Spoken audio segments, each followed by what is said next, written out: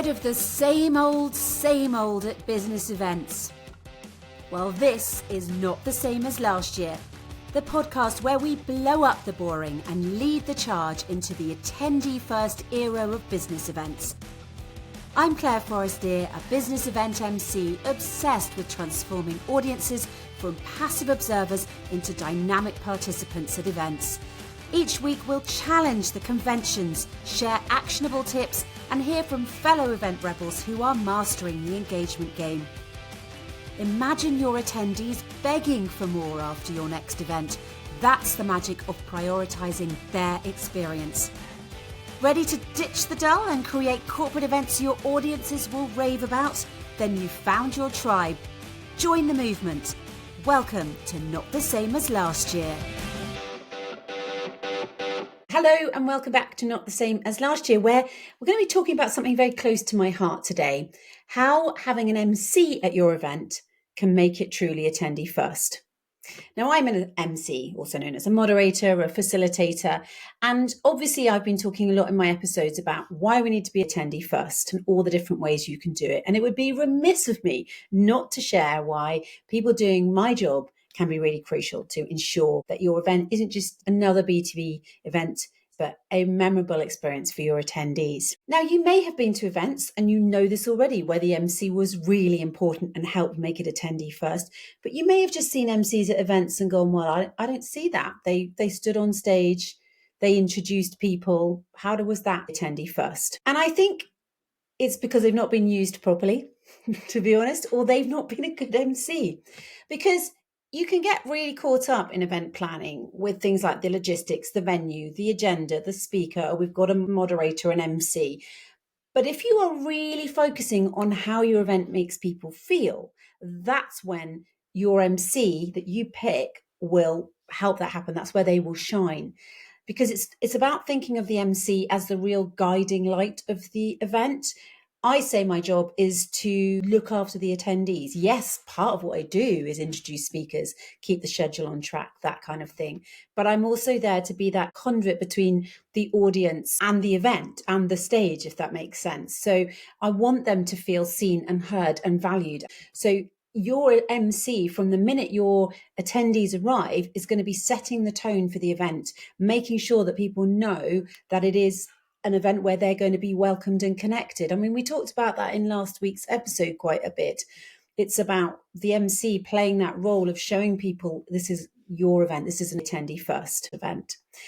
So let's talk about how you can create a warm, engaging atmosphere, which, as we know, is what we want. We want people to feel like that.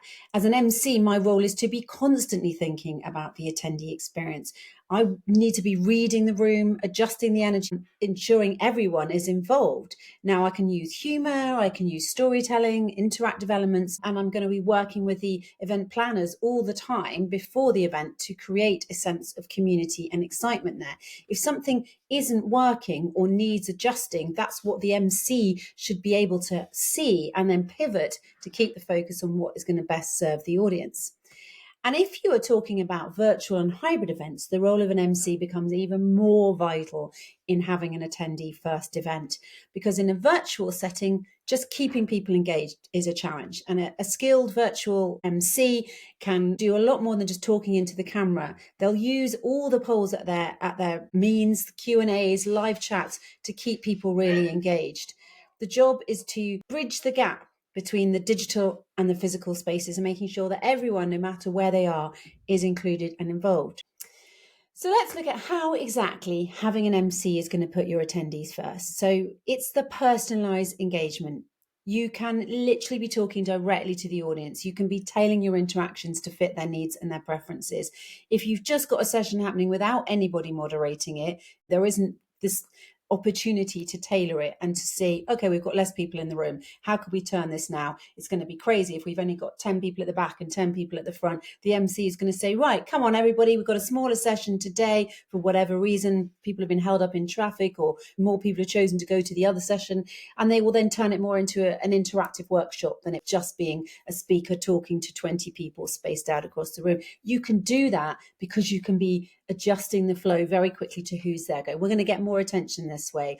I've seen it when MCs have gone, do you know what? We've got these people here. We would have had more people, but there's a networking event going on in kind of parallel with it. Let's make this event, as well as an education session, an opportunity for networking. And so they've brought everybody to the front. They've given them all a drink. They've made it more inclusive. And they've been able to do that because that's the MC's role, seeing what's needed and making it happen. And it's also obviously to make things fairly seamless within the event, keep sessions flowing into each other, explain why this session comes after this session, make it all make sense. That's a really important role of the MC because it makes the attendee feel very comfortable. They then know what's going, they understand what's happening. They then feel more looked after, and you have that sense that the attendee was a priority.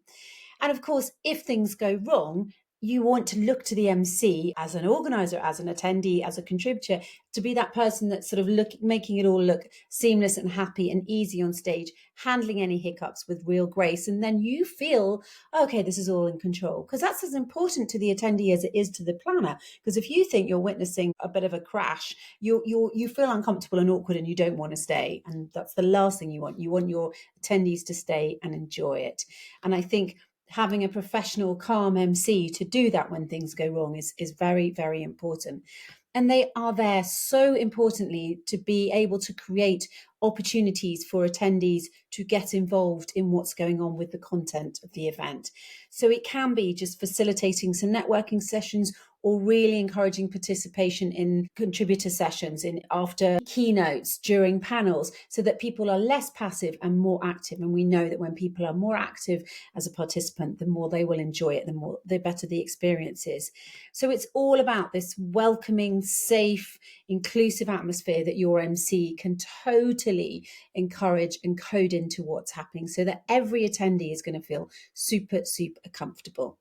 Now, I think that one of the issues with being an MC that I have probably heard most is cost. Cost is always a concern. And sometimes return on investment on hiring in another person, bringing in another supplier to your event structure. How can you prove their value? How can you understand that the money you've spent on hiring an MC will actually make your event attendee first?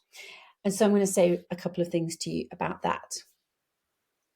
When it comes to talking about attendee experience, the whole question of return on investment is always going to be a little bit trickier, because if you are measuring this purely on a monetary basis, then it might feel that an MC and other elements of your event makeup are very high.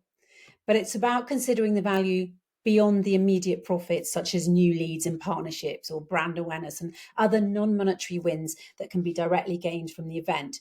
So if you're employing an expert to keep the momentum high, the attendees engaged, and to bring together all the different elements of your event into a really coherent message, then that represents value for money. Because if you're running an event and the audience is front and center of all you do, and they leave with a great feeling about your brand and they want to be part of your community and become customers eventually, if not immediately, then they will get that from you having hired an MC. I'm hoping that if your goal is that your attendees have a great experience and they leave with fond feelings about your brand, then the ROI of investing in an MC is a no-brainer. So I hope you've enjoyed all that. And next week, we're going to be talking about something you may have heard a little bit about, the 5 generations that are now in our workplace. And those 5 generations, they're going to be attendees at your event. How do you make sure that your event is attendee first for all these 5 generations?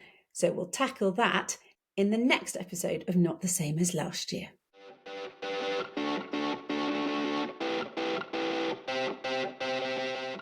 And there you have it. I hope you're inspired to revolutionize the attendee experience at your next event. Ready to dive deeper?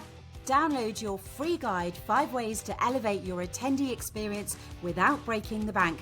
The link is in the show notes. Subscribe to Not the Same as Last Year podcast, connect with me, Clare Forestier, on LinkedIn, or visit my YouTube channel for even more tips and insights to make your events a hit with your attendees. Don't forget to leave a review wherever you get your podcasts. Your feedback is going to fuel my mission. Stay tuned next week for another episode packed with inspiring ideas and practical strategies to put your attendee first.